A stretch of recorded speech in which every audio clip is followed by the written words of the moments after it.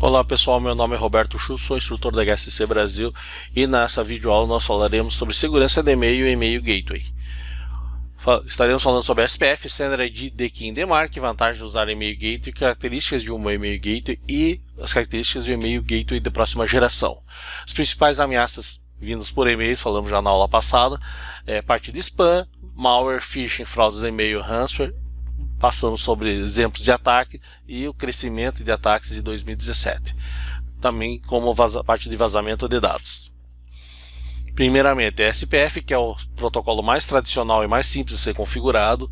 Basicamente, você coloca dentro do seu DNS qual que é o range dos IPs que podem mandar e-mail em seu nome, no seu nome do seu domínio, no caso. A pessoa, quando recebe o e-mail do lado da outra ponta, tem o IP de origem e compara com o seu DNS se o IP de origem está dentro desse range de IP que você configurou no seu DNS. Basicamente é só isso. Então ele faz o que? Verifica que o usuário mandou e-mail, chega o e-mail na empresa, verifica se o IP de origem do e-mail se bate com o IP que está configurado no seu DNS. Se estiver, o SPF está ok. Se não estiver, então não é permitido, você está recebendo e-mail de um IP não autorizado. Sender ID é o protocolo da Microsoft derivado do SPF, ou seja, como se fosse uma espécie de evolução do SPF. Só que o problema é que Sender ID ele não é muito utilizado, justamente porque ele é da Microsoft, então é um sistema proprietário da Microsoft e ele dá problema de erro sintático com relação ao SPF. Então ele é incompatível você utilizar o Sender ID com o SPF junto. E com isso o pessoal acabou não adotando esse meio de proteção. DKIM, basicamente o DKIM você utiliza, cria-se uma chave pública e privada de criptografia. Quando você cria chaves de criptografia gerada aos pares, você coloca a privada dentro do e-mail e a pública você coloca no seu DNS. Quando a pessoa recebe o e-mail da outra ponta, ele faz o que? Ele compara essa chave pública e privada, essas duas chaves são comparadas. E se baterem as chaves, quer dizer que o seu servidor de e-mail está ok para seu servidor de e-mail que mandou e-mail de verdade. Se não bater, quer dizer que alguém mandou e-mail no nome do seu domínio e a pessoa recebeu e as chaves não casaram, né? Um exemplo de como ficaria a chave pública que você vai colocar no seu DNS. E aqui o funcionamento dele, né? Então o e-mail sai do servidor com a chave privada embutida nela, bate no destino e compara a chave pública que está no DNS. Bateu as duas chaves, então o DKIM está ok. Mostrando no DNS o DKIM da chave pública do HSC Brasil, no caso. Então ele vai pegar essa chave pública que está no DNS, quando a pessoa recebe o e-mail, tem uma chave privada, vai comparar com essa chave pública aqui, ver se as duas batem. DMARC. DMARC, na verdade, é um sistema que faz o uso de DKIM e SPF para verificar se os dois estão ok. Se os dois deu ok, bateram, ele entrega e-mail, ele considera DMARC ok. Se os dois, em algum momento, um ou outro deu algum problema, né, ele vai gerar erro. Qual que é a grande sacada do DMARC? No DMARC você configura aqui para onde que vai ser mandado um relatório de todo e-mail que chega. Então, por exemplo, você mandou um e-mail para o Gmail, que o Gmail existe DMARC configurado nele. Ele faz uso do DMARC. E você configurou o DMARC na tua empresa certinho, DKIM, SPF e o DMARC. Então, se der algum erro no SPF ou DKIM, ele vai gerar um relatório e mandar para no caso, esses dois endereços aqui. Com isso, você consegue pegar um monte desses relatórios e verificar quem está mandando e-mail, o nome do seu domínio.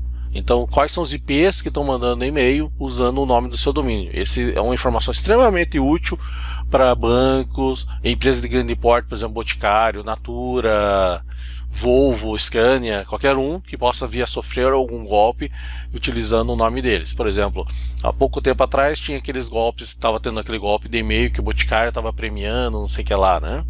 Então eram e-mails falsos em nome do Boticário. Tinha muita gente caindo nisso. O Demark conseguiria evitar esse tipo de problema, porque você conseguia, por exemplo, se o Boticário tem o Demark configurado, né, como a Natura aqui, ele vai fazer o quê? Ele vai receber esses relatórios e com isso ele vai saber que tem de repente algum IP ou alguns IPs mandando em nome do domínio dele vários e-mails, de repente cresceu a quantidade de e-mail, sei lá, tá mandando 3.000 e-mails por hora em nome do Boticário. E com isso, com essa informação, antes de que alguém caia no golpe, muitas vezes, com essa informação ele consegue acionar as legislações ou contratar a empresa de takedown e derrubar quem está mandando e-mail, o nome dele. Quais são as vantagens de usar e-mail gateway?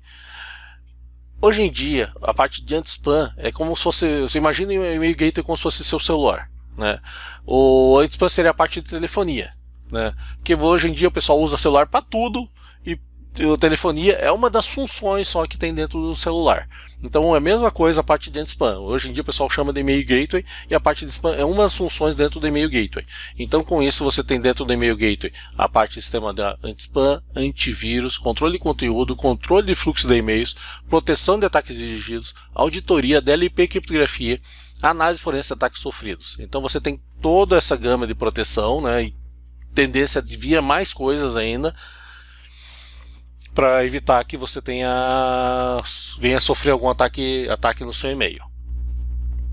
As características de um bom e-mail gateway: conseguir auditar e-mails, possuir um bom sistema de antivírus, ou seja, é bom você ter um fabricante que você utilize o fabricante do antivírus seja conhecido, um bom sistema de proteção em links a nível de on-click, ou seja, o sistema conseguir fazer análise da URL, simulando uma pessoa clicando em todos os botões, todos os links do URL destino, para verificar o comportamento. Possuir controle de fluxo de e-mails, possuir modo de machine learning, ou seja, ele conseguir fazer autoaprendizagem, né, ele se aprende sozinho.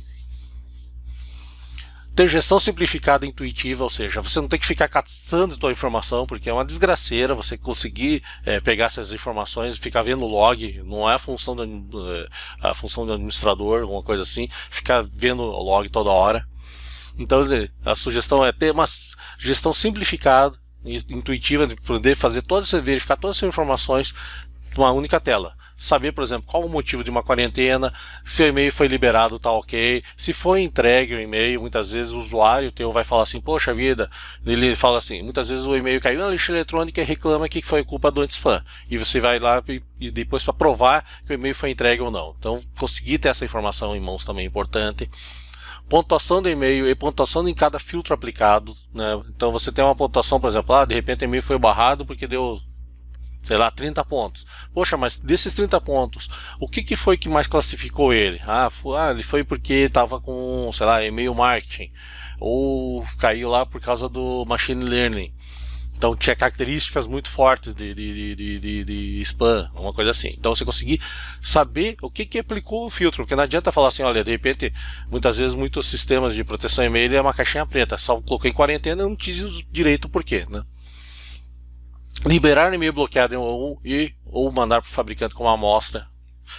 Incluir remetente em black e whitelist, ou seja, possibilitar inclusive que o próprio usuário final consiga cuidar dessa lista, né, para não ter que ficar o administrador gerenciando todo mundo. Permitir que o administrador inclua e-mail no sistema de machine learning, né.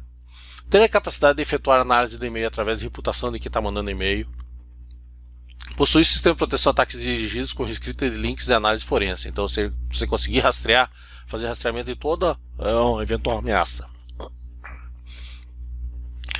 Poder instalar em diversas plataformas, ou seja, você poder instalar na sua empresa como software dentro de um equipamento, conseguir fazer a instalação dentro de uma VM, utilizar ele também como na nuvem do próprio fabricante, sem ter que administrar data centers, nada, né? Possui múltiplas etapas de proteção, né? Ou seja, ele tem um filtro inicial que ele vai, basicamente todo o sistema de proteção de e-mail, ele trabalha em duas camadas, né? Tem a camada de conexão e a camada de processamento. Então ele conseguiu filtrar um monte de coisa já na camada de conexão e passando só para a camada de processamento, a parte de processamento em si mesmo, né? Que é verificar se é spam, fazer cálculo de spam, de pontuação, né? Do e-mail para spam, para phishing, vai fazer análise de anexo com antivírus e tal. E no final passa toda a escrita de links, né? Deve possuir um sistema de machine learning, ou seja, ele aprender sozinho, ele tem uma curva de aprendizagem, a qual o administrador pode configurar essa curva de aprendizagem, inclusive.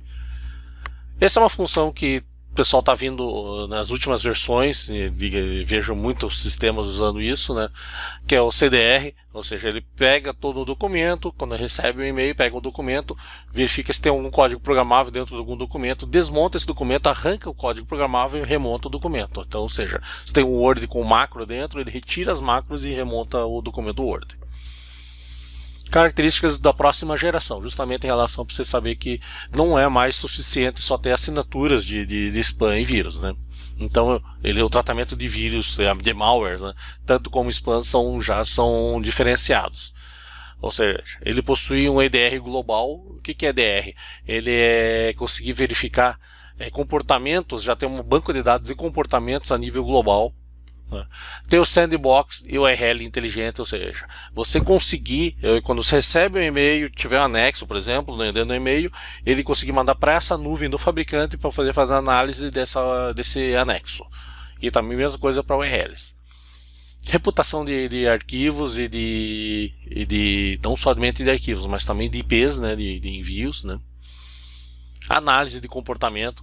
Justamente essa parte atrelada à sandbox, você conseguir fazer comportamento de anexo, comportamento de URL, reputação global de quem está mandando, né? Reputação de URLs e categorização dos mesmos, ou seja, se você recebe um e-mail que tem uma URL que está, por exemplo, pornografia infantil, então já conseguir tesourar esse e-mail, né, por causa da reputação da URL. Proteção contra ameaças zero hour, você ter controle sobre ameaças que não tem assinaturas de e-mail ainda, e proteção de ataques direcionados ao usuário, aqueles e-mails de fraude e tal. E uma coisa importante, conseguir fazer além de ter a proteção zero hour, ele fazer verificação, porque essas análises de sandbox, de file reputation e tal, ele muitas vezes ele faz através de um hash do arquivo. Porque se o arquivo já foi analisado, ele só vai te dar retorno, né? Não vai fazer reanálise do arquivo que outra pessoa já recebeu. Por exemplo, se tinha um e-mail que mandou um anexo para 20 pessoas. Ele vai pegar essa primeira pessoa, vai mandar para o sandbox, verificar o anexo e tá ok. E vai gerar um hash desse arquivo. E a segunda pessoa vai fazer a mesma coisa, só que ele vai verificar, antes de fazer análise, ele vai verificar se já esse hash desse arquivo já existe no banco de dados. Se já existir, ele sendo o mesmo arquivo, ele já sabe o resultado. Então ele vai fazer para as 20 pessoas uma única análise.